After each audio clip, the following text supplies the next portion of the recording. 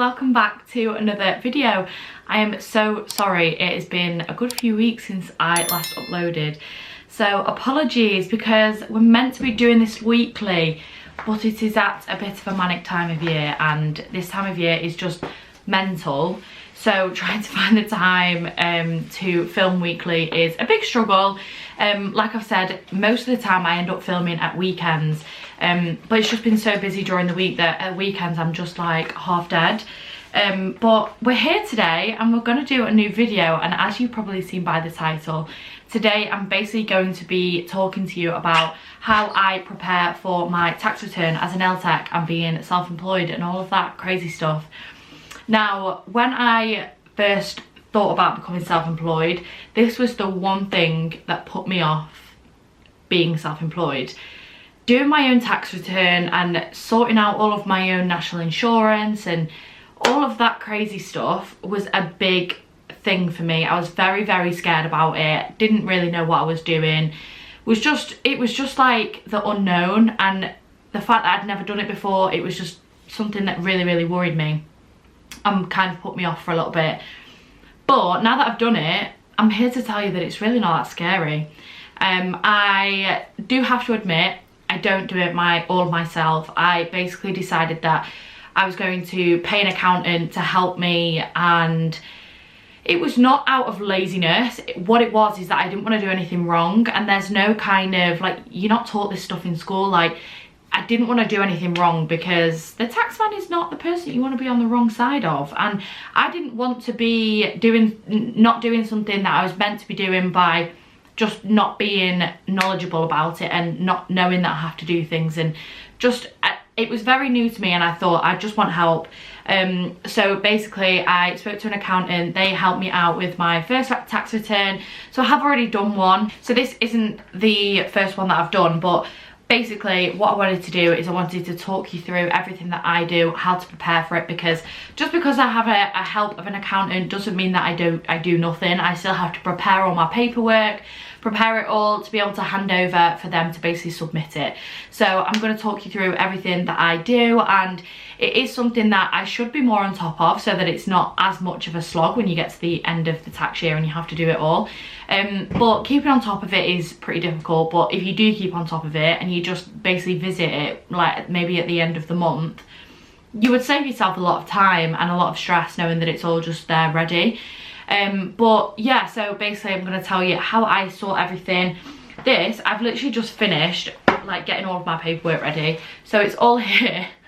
This is everything that I've printed out. Obviously I'm going to be very restricted as to what I can show you, but I will show you as much as I can and basically go from there. So this tax year that we are doing now is April 22 to April 23.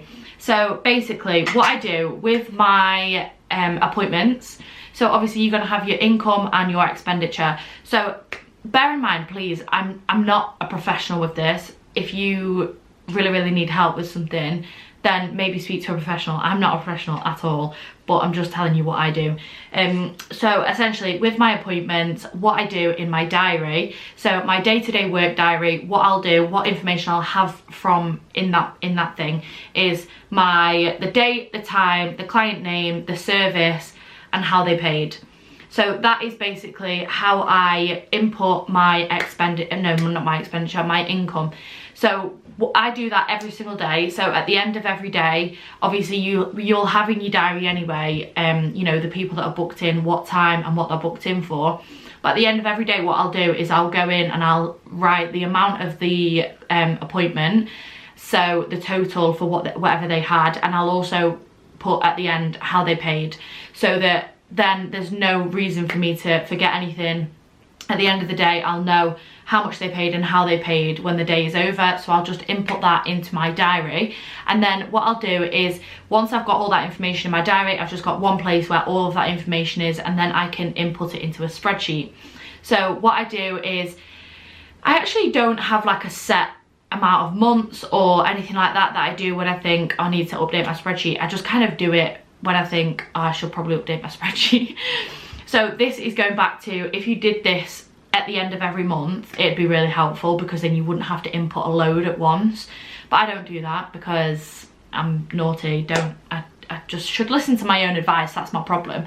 But yeah, so basically I have a spreadsheet, and what I'll do is I'll just do that on my laptop. I've got one here. I'm going to try and not get these mixed up because they are all in order.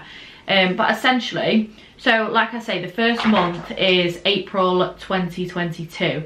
So this is the spreadsheet that I have here. I'm just trying to make sure that you definitely can't see through these pages. So this is basically the spreadsheet that I have. And what it is I have the date at the top, so April 22. I have the name, I have the service, the cost, the payment, and the date. So then what I'll do is, once I've got my diary in front of me, I will sit with this spreadsheet open on my laptop. I'll input all of this information for each day, with obviously the dates going in order. So that's basically how I do my my spreadsheet.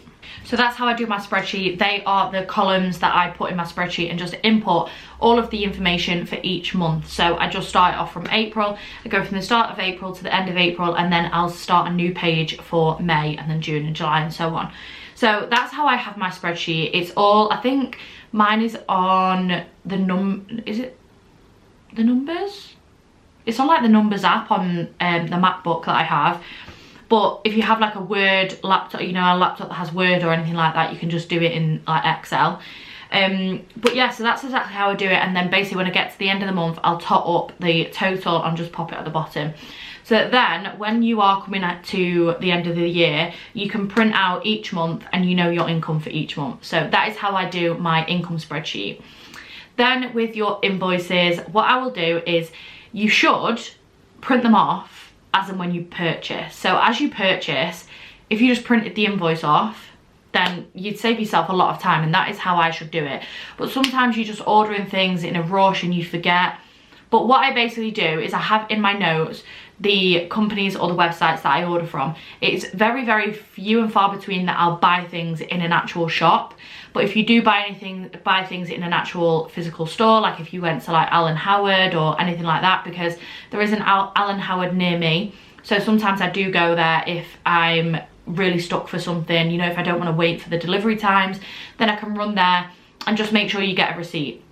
So then what I do is, like I say, because of 90% of the time I order things online, what I'll have is I'll have in my notes on my phone the places that I order from. So I mean, a lot of the time now it's mainly Glitter Bells, but previously in the previous tax year, so this one that I actually documented this time round, I was still ordering quite a lot from the gel bottle. So I like just write everything down that you order from. So Glitter Bells, the gel bottle, Amazon, Salons Direct, Alan Howard, anywhere that you order online, write them down in your notes, because then what you can do is you can log on to your account with that supplier, and you can find all of your invoices from there. So what I do is, when I'm getting to a point where I'm printing all my invoices off, I'll go on my notes, I'll check the places that I order from, I'll log in, I'll print all my invoices off, and then essentially what I have then is a big pile of invoices. So when I have all of those printed out, what I'll do is I will I'll go through them, check the date that I bought it, and I'll pop it in the top right hand corner. So I'll show you one of the invoices that I have here. So for example, this is one from April. So I've just printed the invoice out and I've just popped April 22 in the top corner. So that then when you're looking at a big pile of invoices, all you have to do is just look at the top right hand corner and you can see when the date of that invoice was, rather than having to look in all the fine print kind of thing. So I pop the date at the top of the top right hand page, and then what I'll do is that once I've done all of that, I'll sort them out into order and obviously do April's, May's, June's and pop them in piles. And then once that's all done, what I'll do is I'll grab my April's income spreadsheet and I'll pop it with April's expenditure, and then I sort it out into piles that way. So then this is all in order now. So this big pile of paperwork is all in order. How annoying about that. This is from April to March 23. So they're all in months. So all of them as each month comes along. So you've got the income on the top, and then you've got the expenditure invoices underneath. So then what I can do is then I can literally just hand this to my accountant and say, here you go. here's my income and expenditure, and she will be able to read through that really easily, tot up what my income and what my expenditure is for each month. Now, obviously, your national insurance is all done separately, so obviously my accountant sorts that, so I don't know too much about the national insurance side. Sorry guys, my camera has stopped working and I have no idea why. So I've had to swap over to my phone, so sorry for the different camera angle. But yes, as I was saying, I don't know too much about the national insurance side of things, so I can't really say too much on that because I don't do it. My accountant does it, so I'm not sure. But yeah, so basically another thing that I wanted to go into is the sort of things that you can claim for your expenditure. So obviously everything that I buy for nails and for doing my job, you can put through the business. So obviously your tools, your equipment, your anything you buy for your nail room or anything to help you with your job, you can put through the business. Obviously all your products, everything that it costs you, even down to your kitchen roll, like your, like anything that's in your room that you're using for your business, you can put through as an expenditure. If it's costing you money for your business, then you can put it through as an expenditure. Also, if you are mobile, I'm pretty sure you can claim for your car, your fuel, all of that kind of jazz. But obviously I am home-based.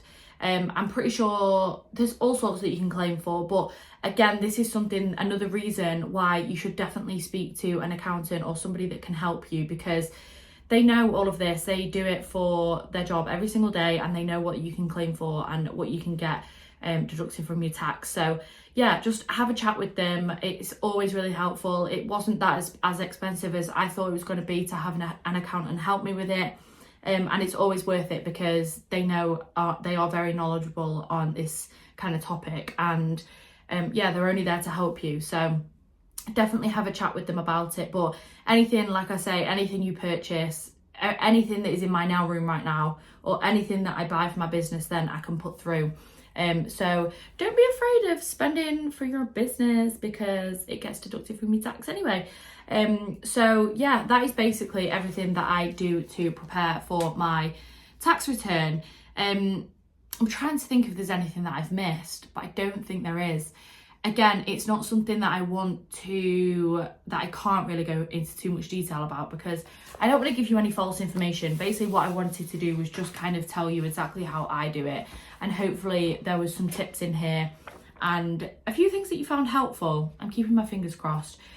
Because like I say, it's a minefield and something that I was super worried about when I first started my business and first wanted to go self-employed. It was really like intimidating, and I wasn't sure, you know, it was just an unknown thing to me that really made me worry. But there's nothing to be worried about at all, because there is so much help out there. There's so many people that you can speak to. There's obviously this like apps and stuff that you can get these days, like QuickBooks or Xero or anything like that. I personally don't use them, not actually too sure why, I just never have. But if you wanted to make it easier, then there are apps like that out there as well that you can find useful to input all of your stuff for you. That even might help you like you know, not need an accountant. But yeah, so just have a look. If you need some extra help, either speak to an accountant, speak to a professional, or have a look at the apps that are available for self-employed businesses, because they're super useful. So yeah, I hope you found some tips helpful. If there is anything that I missed, or if there is anything that you want me to go into more detail on, just drop a comment down below and I will get back to you when I can. Or you can just message me on Instagram. I'll pop my little Instagram handle at the bottom of the screen. But yeah, so hopefully you found it helpful. Thank you for being patient on my uploads. I hope that I will try and keep as many as I can going out there for December. If there is anything you want to see in December, then let me know, because I will try my best to get some content out for December, because Neltex, I'm praying for you for December. It's nearly here and I'm scared. Oh gosh, but you know, we've done it before. We'll get through it again, and I'm praying for you all, and good luck with it. I'll see you on the other side, and I will speak to you soon. Have a lovely week, or rest of your week or evening, whenever you're watching this. Have a good one, and I will speak to you soon. Bye.